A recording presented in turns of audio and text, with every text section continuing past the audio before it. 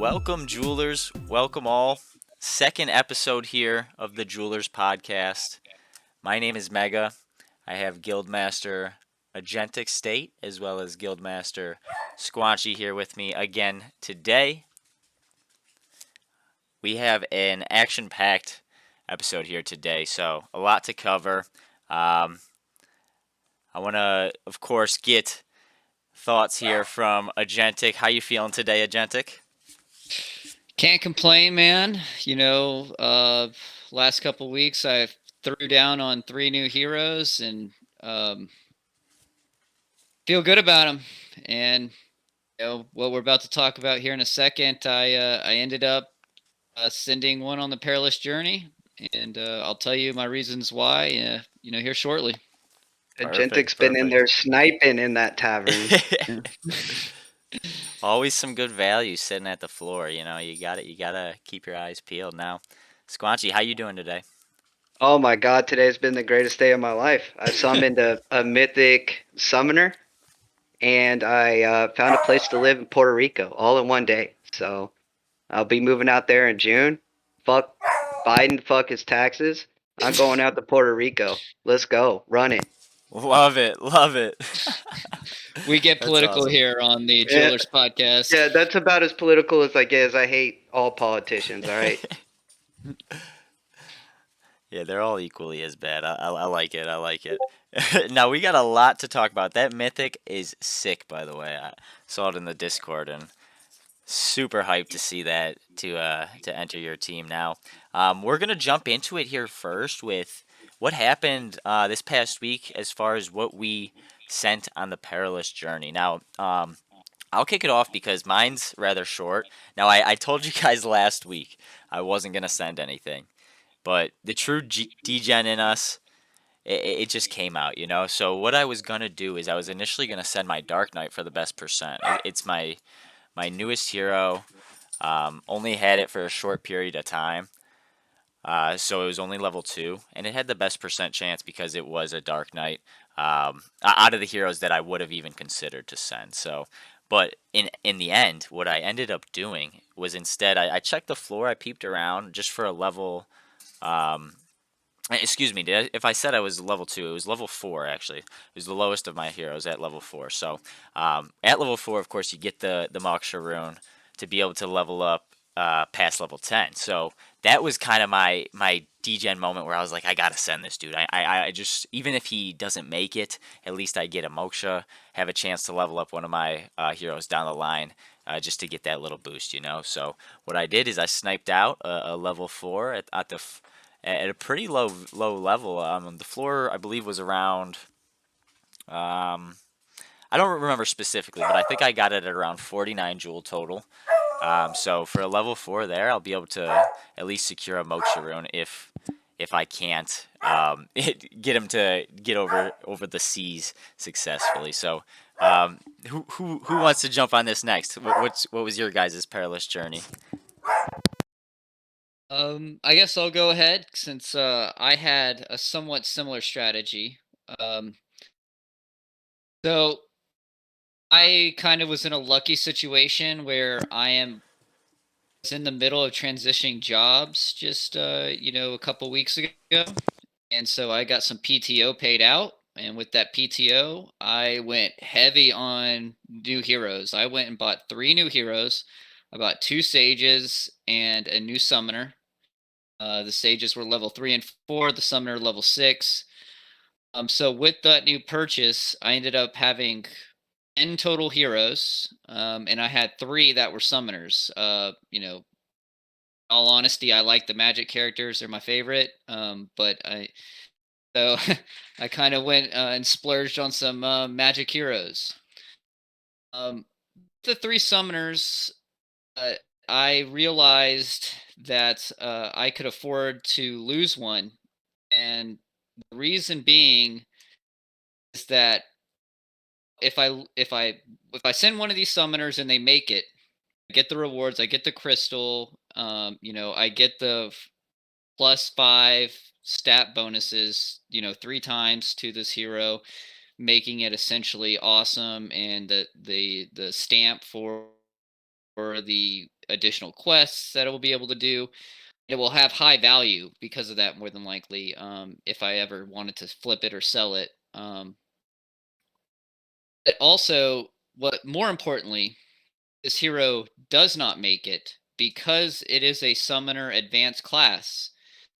It will qualify to get uh, 2 enhancement stones and 3 attunement crystals and the Mosha runes because it was a level 4. Just like you were saying, uh, Mega. So the 3 or it will qualify for 6 attunement crystals. Sorry, not 3, 6 attunement crystals. And these attunement crystals, if it passes during the journey, it doesn't make it, will actually be attunement crystals that level up the skill set, 2 skill sets that are the 2 highest for that hero. And it being a summer, those 2 highest for this particular hero, Lily Voidbraid, Godspeed, are intelligence and wisdom.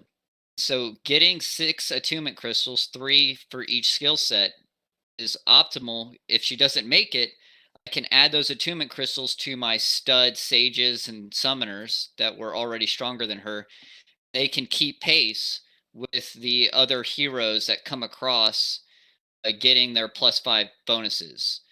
So in a way, it's kind of like I'm hedging to, if she does pass, these attunement crystals will help level my other stud heroes up to keep pace, stat wise, with the other heroes that do make it across the perilous journey. Also, I don't do any summoning really. I'm not, a whale wallet. I'm not exactly the smallest wallet either, but I'm more of getting heroes in the tavern, purchasing them, knowing what I get, what I want, and not, rolling the dice on expensive summons. Um, so the enhancement stones you'll get will probably be pretty valuable items. They give a +5 to a stat. That is the attribute that was highest on the hero, right? So this hero had the 2 highest was intelligence and wisdom, so I will get an attunement stone that will give a +5 to intelligence, or not attunement stone, a enhancement stone that will be +5 to intelligence to a new hero summoned. I will get a +5 to wisdom for a new hero summoned with another enhancement stone. I don't do any summoning, so I'm willing to part with those or trade them for attunement crystals. It seems like the devs have kind of decided that 1 enhancement stone's worth 3 attunement crystals from the payout structure. So also the Monksha runes, if you have heroes nearing level 10, they're important. If you don't, they'll probably be pretty pricey to sell. So that's also another reason. And you also get the, small amount of jewel package. So overall, I'm optimizing my losses if she doesn't make it. And I think it's, it's not a bad trade-off if she doesn't make it. And I hope she does, and I can boost her stats up and make her an animal. That was my thought process in sending Holy one cow, hero. y'all put a ton of fucking thought into that. I just sent my bastard children. My shitty ones that I didn't like summoned, my bastard children, put them on the boat. If they had shitty level ups and I didn't think they were keeping pace with the average level 5s or whatever level they were, I put them on the boat. If their professions didn't match or anything like that, I put them on the boat. There's only one I regret putting on the boat, and I'm looking at him right now. He's a sage. I was going for a Dread Knight, and I got a common Sage, and I was a little bit on tilt and said, screw it, you're getting on the boat. But he's a gardener with purple vitality, so if he makes it to the other side, he's going to be nice. But I sent 2 summoners, which today I summoned that mythic summoner, so they can go to hell. I don't care if they make it back. Then I got all these other ones I say, and now I'm sitting here looking at the screenshots. Mega, I don't know if you have those up for the listeners or not. Yeah, I'm gonna be putting everything up here. I'm gonna be editing it up separate, Okay. so we Okay, should be able to see beautiful. it. Okay, so yeah, you guys will see my summoner has a 47%, or not summoner, my sage has a 47% chance of making it across, so it's a coin flip there. But I mean, if you look down the list here, odds aren't that good. I've got quite a few in the 30s, low 40s. But we'll see what happens, and we'll see who comes back. But that was kind of my strategy there. Was simple. I didn't think of it as any kind of hedging, or I didn't even really pay too much close attention to what I'm going to lose or what to gain, like you guys did. But that's kind of how I do my summoning too. I kind of just do it. I don't really do all the background work for it. I just kind of press the button and run it, dude. Hey, And it's paid off multiple times for you here. So I mean, you're definitely yeah, doing something right. Now it's going to be a very yeah. proving moment for any of the heroes that you sent off that really weren't keeping up with pace. It's going to be a proven moment for them, and hopefully they'll gain a warm spot in your heart there for you. So a lot of good stuff there from Agentic as well. Very very well thought out, very forward thinking approach to Perilous Journey here. So now. I know you also wanted to touch on, you've been mentioning here to me, the number side of Perilous Journey, and you really kind of wanted to do a deep dive on this as well. So I'll let you take that away as well, Agentic. Yeah. This shouldn't take long. Behind the mask here, I'm a research data analyst, so I'm into numbers. That's what I do for my wage land job. And so I was really interested in the statistics here of the heroes sent. So almost 41,000 heroes were sent off on the Perilous Journey. And I believe in the last episode, we said we would expect somewhere between 15,000 to 25,000 burned. We were right on the money there. They're expecting about 23,000 heroes burned if the statistics go in a rational way, the random number generation, if it ends up being rational. But anyway, I wanted to note that there are some, you can kind of see who was involved in the Perilous Journey more so than others just by looking at some of these numbers. So you'll see that the survival rate of heroes had an average of 44.2% and a median of 51%. So looking at that, that is a positive skewed graph. And that what that indicates for us is you look at the bell curve, there's going to be a skew, a tail kind of at the right side of the x-axis. And it basically, it indicates is that a lot more lower tier heroes were sent than higher tier. So basically Squanch's strategy of just sending all his bastard common heroes that low level, that was a popular play. Okay, that's what the positive skew kind of indicates here, is that a lot of people sent their lower tier heroes that they didn't really care for and just sent them off.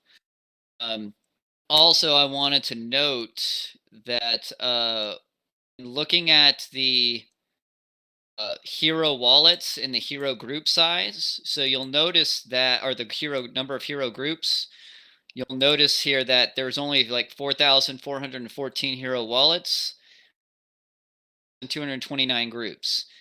This will demonstrate that their whales are sending several heroes in multiple groups, and that's what's moving the meter here. That's who's participating in this in PJ. It's definitely wallets with a lot of heroes. We can even see that further in the group size where there's a negative skew. So the median is actually higher than the mean here, and where we have the median group size being 5 and the average group size being 4. So what that indicates is that there's a majority of people sending more than 5 heroes. There's a majority of wallets sending more than 5. Then there's a significant minority like me and you, Mega, that just sent 1. Right? Whatever reason, whether it's because they want the chance at the quest, they want some of those attunement crystals if their hero passes, they want a shot at the raffle for the Gen Zeros, right? Like there was a lot of reasons to at least send 1 hero. But it did, what essentially what this data shows is that this was a whales activity for the most part. and then there was a significant minority of wallets, that the smaller wallets, that did send one hero. And you'll notice that the classes, were for the basic classes pretty evenly distributed being sent. There wasn't, any reason that pirates or archers or priests or whatever were in a significantly higher quantity sent. Advanced classes, you'll notice that among the just advanced, it's pretty evenly distributed who was sent. And the elite, there's not a huge difference between dragoon and sages. So basically, pretty even what you would expect. Rarity, here we go, supporting that people just sent a bunch of their common, low level heroes. Nearly 20,000 common heroes sent. Then, a huge significant drop off with uncommon at 11,500. So you just had whales sending off all their common heroes that they didn't really care about. And I guess the last interesting thing about this data is that people tended to want to hold on to their miners. You'll see that fishing, foraging, and gardeners were all sent around at the same frequency, but miners at a significantly less frequency. There was about 4,500 miners less sent than all the other professions. So That makes sense. That none of that surprises me. and I know the devs keep on saying that they see all the professions as equal, but obviously the community sees mining as the most important, so, or the most profitable at least. Yeah, that's very interesting. So yeah, that was my, what I took from the data, and I thought it was kind of interesting that this was a whales game, so to speak. So Yeah, that was an extremely high level analysis here of the data. Now, what surprised me was actually the amount of dreads and the amount of level 10s that were sent. Seeing 90 dread knights in total sent, and only 24 level 10s. Even any at all being sent is kind of surprising to me. I know the rewards are obviously greater, but man, just definitely some whale activity, and they probably just got a few to spare. Maybe a few level 2s or level 10s, excuse me, and they wanted to send them over. So there's super, land tournaments too. very true. Degen, Degens, Now Degen alert. the one thing I want to know though is going back to the data actually, with your last point about mining heroes remaining or being sent the least. Now, did we have the hints or the the information from the team that ice mining was going to be a thing beforehand? I know we know it now, and they've spoke about it a few times, but I can't remember if it was information public before the end of Perilous Journey. Well, I know the So team definitely announced there's going to be mining in Crystalvale.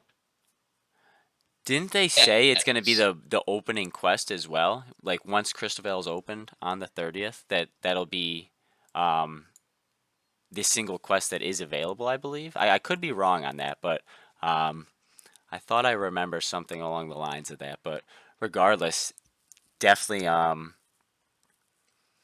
definitely so still look feel like miners are valued the most highest currently. But go right. on. So looking at the roadmap on the DeFi docs, it shows that profession and quests in Crystalvale will open.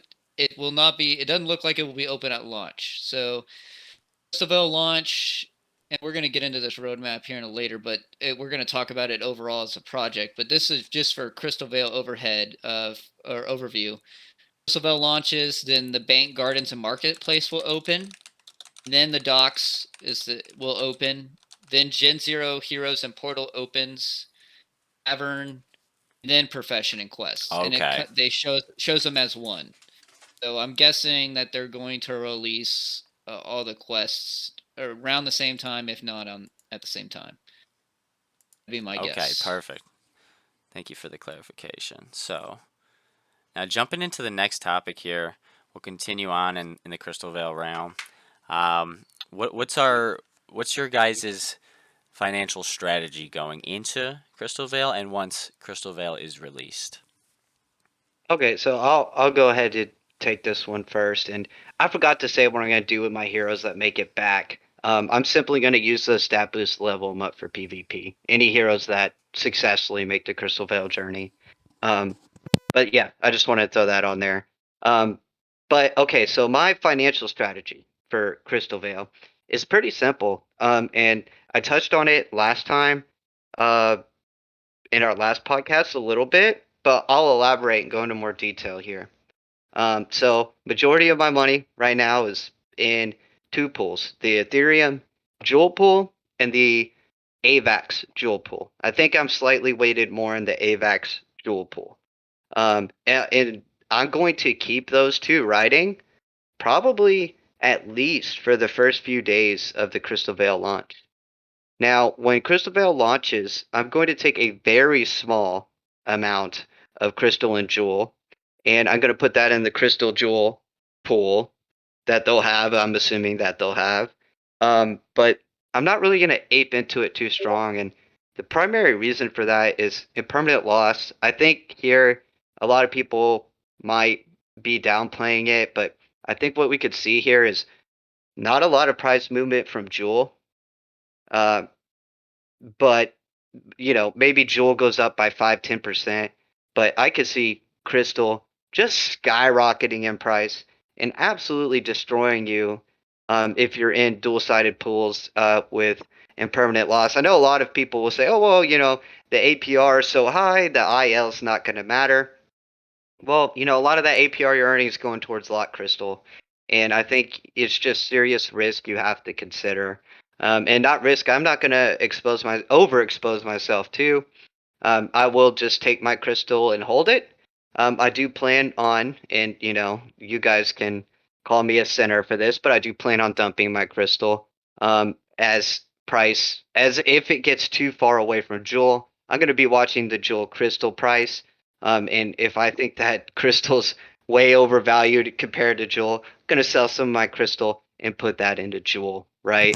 And then Never once feel crystal bad with taking profit. Never feel yeah, bad. yeah, yeah. And when Crystal comes back down, uh, then I will obviously rebuy. And yes, I know I'm not a professional trader or anything like that. I understand the risk. Crystal can melt my face. Um, Crystal and Jewel can move together in the pool, and there might not be much IL. I'm just speculating. I'm a fucking degen, so don't take anything I say as financial advice. And if you do what I do, um, you better be comfortable with losing a lot of money because I've lost a lot of money in my yield farming days. So just be ready to stomach anything that happens. But I'm playing it pretty conservative, and I do want to know what the single-sided pool will look like, as that's will primarily be where I'm at. Once I get a good feel for the gardens, then I'll probably move some of my Ethereum Jewel pool over to Crystal Vale and start in those pools. But I want to keep the AVAX Jewel pool in Serendale. I think it should be a good pool to be in. And as you know, I get more of that liquid jewel, so I can degen on summons with that, which is what I've been doing with a lot of my gardening rewards. So, Mm. and that has not been the most profitable strategy, but whatever. I don't care. I'm having fun playing the game, and I've got a bunch of badass freaking heroes that I know will be very valuable in the future. But that's how I'm playing Crystal Vale. Um, you know, things could change, but that's definitely how I see it. And I'm certainly not in any hurry to get in there. Even though the APRs are going to be high, as we discussed, I'll stay Hmm. put and get my 50% claimable in Serendale. Yeah, and of course, those pools are going to go up. The ones here in the Serendale Kingdom, those pools, as liquidity moves out, those APRs are set to increase a little bit. I mean, we don't know how much. There's a lot of unpredictables here that we're going to have to see how they play out. And of course, like that goes to what you said. Nothing's set in stone, but that's your initial plan here, and that's probably what you're going to stick to until you see something different where how you want to attack, if you want to attack it different now. Agentic, do you have anything differently you're going to do? I have to say I agree with most of what Squanch, said there. My perspective is that I think the big move, of moving funds from Serendale over to the gardens in Crystal Vale it's going to be mostly a whale play. or it should be mostly a whale play. I should clarify. Because 5% of your rewards are unlocked in Crystalvale. So unless you have a ton of money in that gardens, you are not getting a whole lot of liquid, income. In my perspective, money now is worth more than money later. It's my perspective with somebody that's not a whale in crypto.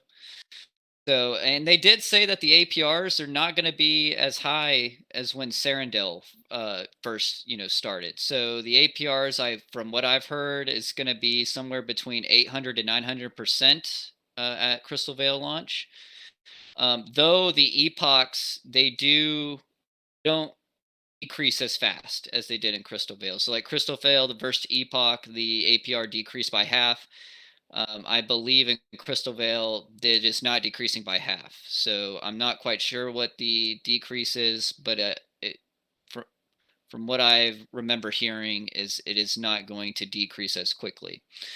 But to get a lot of liquid crystal, you're going to have to shove a lot of resources into those gardens.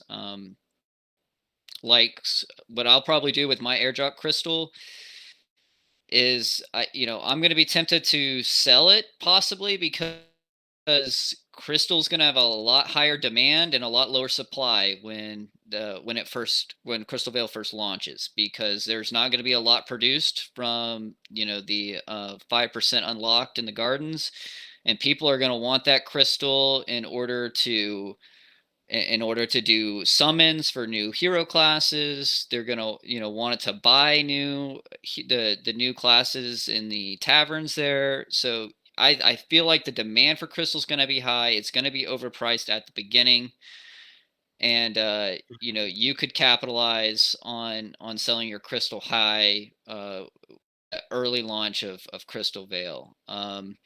I look forward to the rising APR in Serendale when a lot of whales move their cash or their crypto or their resources into Crystal Vale. The APRs in Serendale will rise, and I have a significant portion of money resources in the Jewel One pool, the Jewel ETH pool, and the Jewel AVAX pool.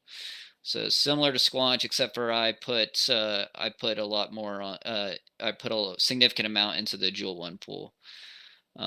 But yeah, that's my perspective. I think unless you're, this isn't financial advice, but I think that for Crystal Vale, with the 5% unlocked rewards, it's advantageous for whales and for more modest size wallets. It's a very, very long term play because Yeah. these Yeah, won't be unlocked for 1 year. I think as time goes, I think I'll be more likely to get exposure to the AVAX crystal pool and the Jewel crystal pool. But at the beginning, I think the IL is going to be so bad if you're taking one side crystal. Hmm. I think that's a huge risk. And what do you think, Mega? What are your financial plans for Crystal Vale? Yeah, so I'm most interested in the single staking, like you mentioned a little bit. I think that is going to be the safest play. We mentioned impermanent loss and everything, and now with the APRs, they will be hopefully around 900s or so, like we've heard rumored. I will play a little bit in there. I think taking advantage of the LP pools is a good thing, but you do have to be very cautious with the impermanent loss, of course. Now, I think if single staking is as good as it sounds currently, I think that would be my majority play. Um, and as far as rotating back into Serendale, um, I do think it's a safe one, and there's a lot of pools I do like. The AVAX Jewel pool is my personal favorite, um, and has been since preparation for Crystal Vale. So if we can see some nice increases to those APRs as well, I think that might sway me back just to put some more value back into stable liquidity there. Um, but I also agree with you, Squanch, when you said you'll be taking profit on the crystal. I mean, I'll have a few airdrops coming in for heroes and such, and I'll definitely be taking profit on it at least a little bit, and maybe especially if Jewel remains in this in my opinion, very low, very bearish uh, short term, because I think we all have very bullish long term goals on Jewel. So I think if Jewel remains in this, currently today is the 13th of March, of course, and currently Jewel's sitting around $4. It fell under $4 a little bit ago, and if it remains there, I'm definitely gonna be swinging a lot of my Crystalvale profit right back into Jewel and just holding for the long term. But um, overall, I'm super excited for everything that Crystalvale does have to offer. Again, I think I'm going to stress and focus a lot of my funds that go over into Crystalvale into the single staking for the most security and stability. But yeah, that for the most part covers my plan. I want to emphasize too, real quick, that devs have made it a point that Serendel is the centerpiece of this game. The the Same with the Harmony Jewel chain. token and the Jewel asset. Same. Absolutely. So most transactions, even when this game is fully built out, where they're going to have the four different realms, you'll have Crystalvale, and then it's rumored that they're in talks with Matic and Phantom on possible expansions over to those chains. But the devs have made it a strong emphasis that the centerpiece of this game is going to be Serendale. It's going to be on the Harmony blockchain. It's going to be the Jewel token. And that's probably where the majority of transactions are going to take place and the most liquidity is needed. So like overall, very, very long-term play, like the gardens in Serendale are probably always going to, in the long term, have probably the highest APRs after everything has launched and has been online for a while. Right, yeah. And another thing the devs have mentioned is they spoke today, actually, a tweet, and they mentioned when they first started, all they came to, they came as a bright-eyed, bushy-tailed team with $15,000 that brought their token to Harmony, and Harmony's done nothing but foster amazing growth for them, and they're very grateful, and I think they will forever be grateful. They plan to stay here. Just because we're moving our subnet, we're moving to AVAX and we'll have our own subnet there, um, doesn't mean they're just going to abandon ship. They still had so much built here. They have so much on the roadmap to go in Serendale, and think they're already further along than Crystalvale will be.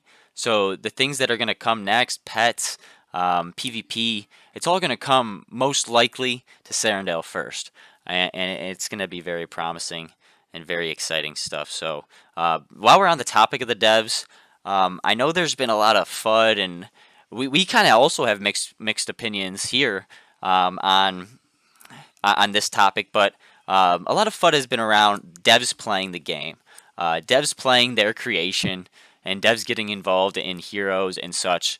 We'll start on this topic with you, Squanch, if that's all right.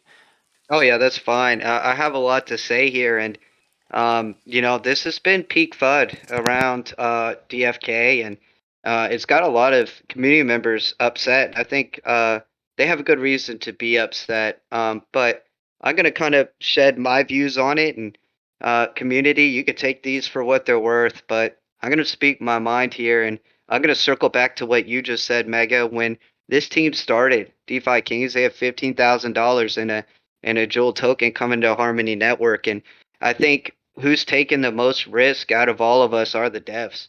They've risked their time. They've risked everything. They've put everything on the line. They've devoted their lives to this game, and they didn't have a lot of capital to start with. Jewel did not become a valuable token overnight. And yes, the success came quick, but there was a lot of work that happened behind the scenes here. And we are talking about a dev team that built themselves from nothing. And what these devs who took that risk, how were they supposed to be compensated? We didn't. Nobody was speculating on Jewel token. No, there wasn't enough money to go around early on, and in exchange for this, the startup, the way it has to work is they get promised in-game assets and Jewel tokens. I mean, this is not new to any DeFi setup or any token launch, and this is one of the sacrifices we make being in this DeFi space is that yes, these projects can come up without startup, but they're promised a little bit of equity in the game or in the company or in the coin, however you want to chalk it up. And this DeFi kingdoms and these devs have done nothing different than any other uh, DeFi project, and they've been open and they've been transparent about it. There was one thing I will say I didn't really like. They had the advanced skill classes, and they knew about those, and there's speculation they're buying those up off the market. I'm a big time investor in these projects, and I've been in this DeFi altcoin game a long time. And I'll tell you what, they teams are going to make mistakes, and I think Jewel will admit that that was a mistake, and they shouldn't have front run their own community on those heroes, and all that was a mess. But in the grand scheme of things, I think when we have 100,000, 300,000, 500,000 people playing this game, like we all think it will be, this is just such not a big deal, and it's easy when price is at $4. We're people buying 15, $12, $18, $20 freaking Jewel. It's real easy to be like, oh, the devs this, the devs that, not enough fair community, this and that's easy to point fingers. And I'm gonna have the devs back on this one. I'm gonna say they did what they had to do to get the game where it is today. And if that meant they had to promise some devs who devoted their life to this the past 8 months, an airdrop or a mythic, so be it, man. They deserve it, and I hope it'll get more fair as it goes. And I think that they're listening to the community, and I see only brighter days ahead. And I think that's just part of the growing pain of being in crypto, and that's part of the growing pain of how you have to start these projects is by promising that future equity, those future NFTs, those tokens. So that's about all I have to say on the topic. But I know Agentic has some good thoughts here on it. So I'm excited to hear what he has to say. Yeah. So, I've got a lot of similar thoughts. Got a few different thoughts from what your opinion was, Squanch, on this. And I do come from this at a different perspective because cards on the table here. Squanch has got a pretty big, decent sized wallet for the game, and mine's not. I wouldn't say tiny by any means, but it's much more modest. So I am, I'm someone that's not benefiting from a lot of these airdrops that are being done, and but I have devoted a lot of time playing the game and grinding my heroes, and working my way up to hopefully 10 heroes if my summoner comes back from the perilous journey. But nonetheless, here, I personally am glad the devs play the game. I want the devs to play the game that they're creating, because then they know what needs to be tweaked. They know what needs to be fixed. They know what's fun. They know what's not fun. They're interacting with the community. They know what the community wants. They can, you know, at surface level, understand the community's frustration, because devs would be experiencing it themselves. But we got to understand, like, what the devs are doing here. It's a balancing act on a very thin wire. All right, nothing against playing the games, but once you start, giving out airdrops, which makes sense at first. Give it to the people that are putting time into creating the game. Give it to your biggest investors. But it seems like it's been like that over and over again. And I'm not totally against that, but you have to mix in benefits and airdrops for people that don't quite have the capital to have large wallets to qualify for these airdrops, but are on the other end investing time by, you can dictate by, how many transactions are done. Hit a airdrop qualification for transactions done on a wallet. Do a airdrop by, it's just a threshold of having one hero at a certain level, right? If you have a level 6 hero of, at any kind, you can qualify for this airdrop, right? Like things like that. And they can be secret snapshots. You don't even have to be like upfront about them. If you don't want people trying to, just go and buy a level 6. But nonetheless, there's just more fair ways to start doing airdrops. And look, this game is amazing. I think it's the most cutting edge project in the crypto space. It applies decentralized exchange. It applies NFTs with a lot of utility, and a lot of that most of that utility hasn't even been unlocked yet, but it's way ahead in utility compared to other NFT projects. It's a gamified space on the blockchain. It's interoperable between other blockchains. Like, there are so many intersections of crypto that are being done in this game, and this game is accelerating the advancement of the crypto space at a very, very quick pace, in my opinion. And I think this game is great. I'm invested a lot of my personal finances into it. The whale and the devs have to. They've been very responsive to the community, and I appreciate that. And it seems like they are noticing that if they've got a lot of smaller wallets in the game now who are feeling left out by not getting airdrops for their time that they've committed.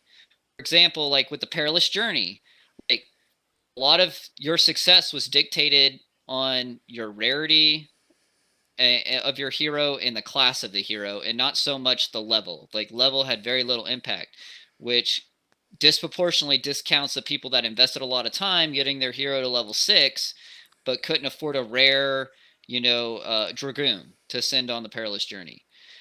And like, I understand, like, they want to burn rare heroes, they want to burn elite, higher class heroes, so you can raise the so those heroes maintain higher value in the ecosystem. I get it. But it again, like, we're seeing the smaller wallets kind of get shysted. And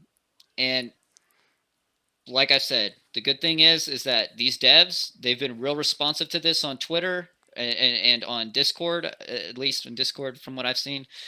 And like the last airdrop, Fox went on and said, we're going to qualify more smaller wallets for the airdrop, which they did, which I applaud, the devs for correcting. And I also want to add on, there's the whole grant proposal controversy thing, which they did correct. Okay. So for those that don't know, there was an AMA with the community that Fox did regarding the grants, because Joel is like a DAO. That's a whole nother thing that makes this project so cutting edge. Joel's also a DAO. Anyway, the devs have pictured this project as kind of open source for other people to build on top of, which is an awesome idea. And I think that it will only improve this project. But in doing so, they've also are awarding grants to people that want to build on top of the project. Now, the DFK Arena is one of these grants that's been proposed, and they wanted the community to vote on recently. A lot of the community was upset about this because the community did not understand. There was no context of how the DFK project qualified to make it through the grant process. Like, there was no like checkbox that the community was aware of that the devs looked at to approve the DFK Team Arena project as a grant to be ready to be voted on by the community. And then a lot of the devs themselves were speaking very positively and were very bullish on the DFK Arena project, which made it look very biased, that they're, that they have, skin in the game on the DFK Arena. So, like I said, the Jewel team is completely new to this, and this is going to be a lesson learned. But in that community call, there's a lot of criticism about the devs teams promoting the DFK Arena and not being neutral. I have to agree. Like, they need to be transparent on what the standards are to make it through the grant, to make it a grant proposal that's voted on by the community. And then they need to be neutral about it being. They need to be neutral about the project so it can be voted on non-biasedly by the community. If the devs are big behind it, a lot of the community are gonna be biased behind it. Luckily, the devs they decided not to have the community vote on the FKA Team Arena grant yet. They halted that. They're going to go back to the DFK team arena team, and they're going to discuss, ways to make things more transparent. It's like, for example, how the DFK arena team is going to get their overhead funding and all that sort of mess, and make it more clear to the community, so it can be voted on in a more fair, transparent manner. And I applaud the devs for correcting this mistake, and I think it's bullish.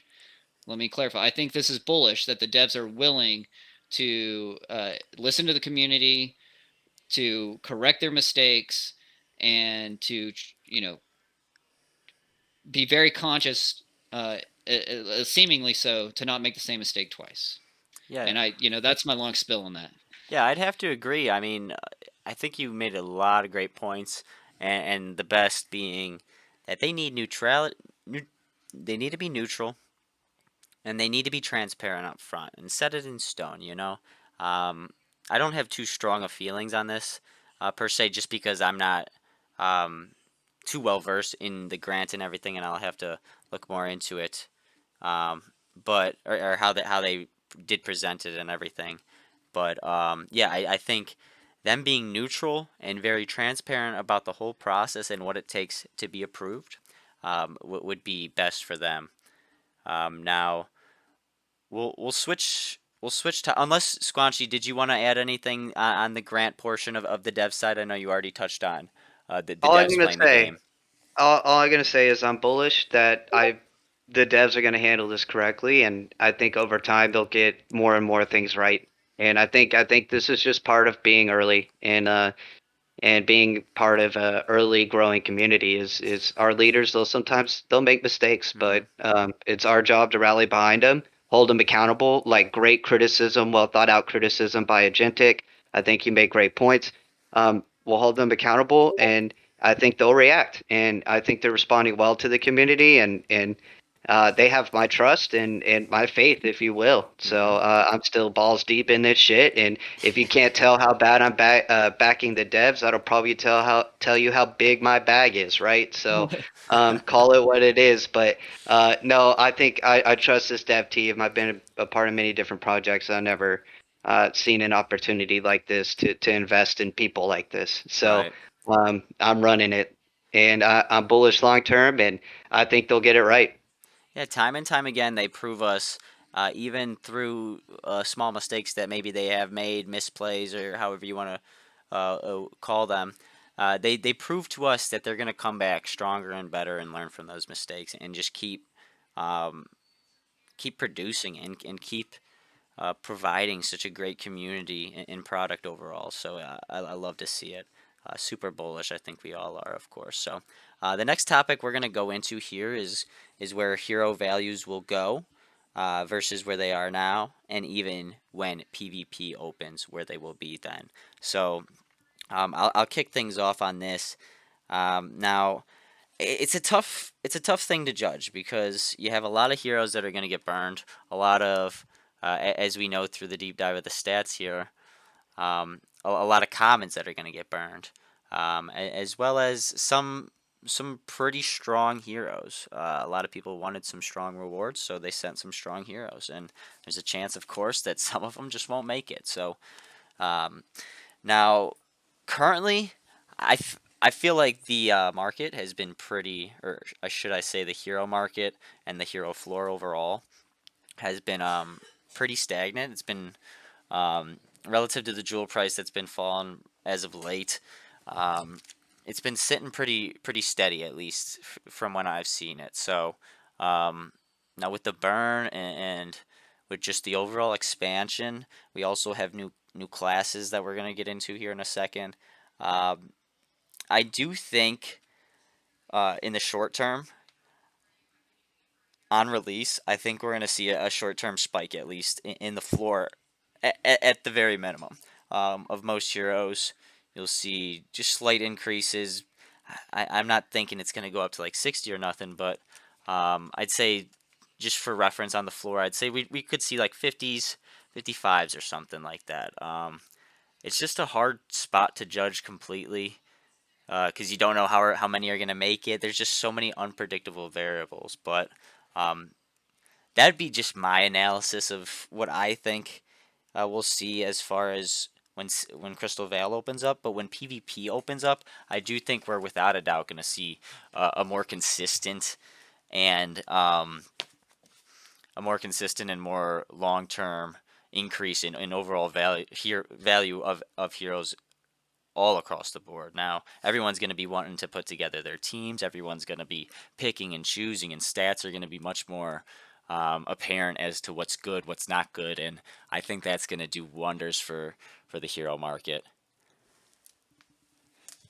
Yeah, I think right now, in this is the way it's always been, and I think it just has to do with like people clinging to what they're familiar to and what they understand. And what we understand about the heroes right now is how their stats align with their professions, and that's simply how the community and the bulk of players or people playing this game have valued the heroes. And I think there's just being biased because that's what we understand and that's what's understood. So I think we're going to see a big shift here, and I think we're going to see a lot of people starting to value heroes by PvP stats. And I think right now the alpha of this podcast is go scoop up some heroes for cheap that where their profession doesn't align, but you could see them being badass in PvP or PvE.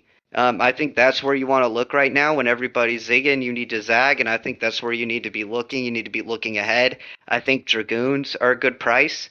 Last time I think we were on the podcast, the floor for Dragoon was like 80. It was higher last time I checked it. I think these advanced higher level heroes that don't have professional line, I think those are the scoop. Those are the value right now. And the devs have said this time and time again, the profession's only 30% of the hero's overall value, or not a third. So, um, uh, so yeah, that's where I'm at with hero value, and I think heroes will increase value in over time, and I think I'm not worried about it. I think there'll be plenty of supply shock here for heroes once all this PVE, PvP stuff starts coming out. I echo that. Essentially, like the devs have said over and over again that a small fraction of the utility of the heroes is being utilized. And that there's a lot of things that we don't even know that the heroes will be used for um, in the game. Like we know obviously PvE, PvP in the future, but there's other things that we're probably not even aware of that the heroes will be utilized for to earn revenue, in-game items, etc. We got to remember, the heroes, with the jewel token, they are the lifeblood and the backbone of the game. And the devs are going to make sure that these heroes are going to have value. And I think that they're going to go up in value. I think right now heroes are undervalued overall. Since the Perilous Journey, I think you've seen a small increase in the value of advanced and rare, class heroes. And we've actually seen common heroes decrease in price and floor price. So I think, like Squanch said, the ones that have the missed professions, you'll see like the warrior gardeners being like priced at 35 jewel. In PvP, like that profession isn't going to matter. It's going to be how high that warrior strength is and how high their and agility is. Like if as long as those stats are, maybe if they're the blue and green, like that could be a steal. Like if they're the blue and green stat bonuses, if those align up for the PvP and PvP utilization, like there's just so much that people aren't considering. There's so much we don't know, but just by the way this project is, we know that the heroes are going to be essential to this world, and that they're undervalued right now, in my opinion. I agree. All right, now guys, we're reaching an hour here, and we respect our viewers' time, and we don't want this to run too long. So let's rapid fire here through the end of our show sheet here. Mega, what do you want to move into next? And we'll just touch on it real quick. Yeah, we got some fun topics actually to speculate on here quickly before we reach that hour mark. The first one we'll jump into here, just just quickly, what do you guys think these new classes are going to be? We have two common classes, or excuse me, two. It's basic, two basic classes, and those will transform into one advanced class. What do we think those are gonna be? Oh my gosh, this is so tough. I've seen, obviously, I think everybody's on the same page here. I think one of those is going to be Viking. Um, Right. so, um, but outside of that, I'm hoping there's some kind of cool magic mixes with the Viking to make. I don't even know. I can't. I'm not the devs here. I'm not creative enough. I'm waiting for them to pop it out because man, I'm not sure, and I'm not even a big enough nerd to be familiar with this. But I do want a. Hopefully, it's a. If I had to guess, or I guess if I'm being hopeful, it would be a Viking and a necromancer to make like an assassin, I like right? Which that. which is like a dark Mm. ninja. But I don't know, something like that would be pretty cool. I want to see an assassin class eventually. I like that a lot. Yeah, the Necromancer's a sweet idea as well. The Viking, I do think a lot of people are leaning towards something like that. A Viking, a barbarian, something along those lines to fit the theme of like the ice and the just all that. You know what I mean? But Road over um, there, yeah. yeah, for sure. Um, I was honestly thinking along lines of something like a voodoo healer or like a voodoo. Once you said Mm. magic and you wanted a little bit more magic on there, that'd be pretty neat. I don't really have any other than the Viking. I think that one is pretty set in stone. But I don't really know to. I guess that would be my one almost. I think that'd be pretty neat. But how about you, Agentic? What do you think we could see?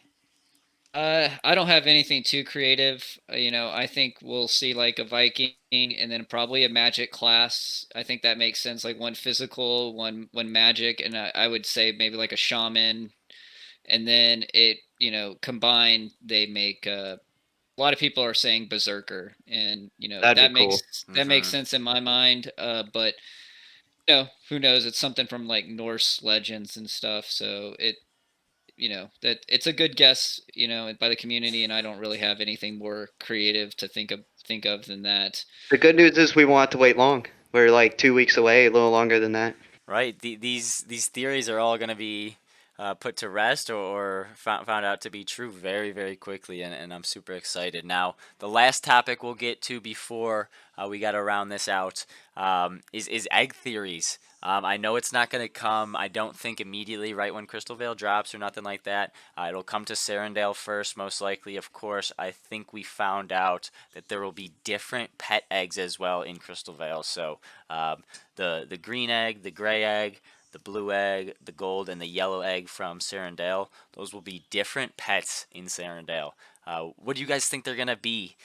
My guess, personally, I'm leaning towards dragons. It looks like a dragon in there. I think some sort of Mm. lizard would be pretty sweet, but I personally think it's going to be different type dragons, different type lizards based on their color of egg and the profession they came from. But what do you guys think? Well, I gotta go first here because for those who don't know, me and Agentic are brothers and we live together. And I was making coffee the other morning, and I already know what Agentic has a really great theory about the eggs. And after what he had told me, I'm in concurrence with him. And before I let him take the floor and explain that theory, what I want to say is that I think that these eggs will have different rarities, like the heroes, as in like common, uncommon, rare, mythic. I think that they'll hatch, and I think there'll be that rarity probability game with them. The reason I think this is because they've mentioned the weapons that you can forge, NFT weapons in the game, and they've mentioned that those will be mythic, uncommon, common, stuff like that. So I think with this being such a statistical game and a game of lottery tickets or scratch offs, we always joke in our Discord, Jules a freaking casino coin. Especially the summoners, we all feel that way. The people who summon frequently, and I think they'll add that level of rarity and surprise and excitement to it by adding different rarity to the eggs. And then I'm in concurrence with what Agentic's about to say here about the power of the eggs or how the eggs will work. Yeah, I didn't even think about rarity of eggs, but man, that would be a cool dimension, and I definitely think there's a good possibility that occurs. Um, so my viewpoint of the eggs is that there's got to be some kind of uniqueness to the different color eggs, or they wouldn't be different colors, and it got to be uniqueness for why they get pulled from a certain profession. So my hypothesis is that the colored eggs are going to be associated with specific buffing, specific skill sets. So, for example, if you pull a green egg and a green egg hatches, it will buff your wisdom and vitality stats.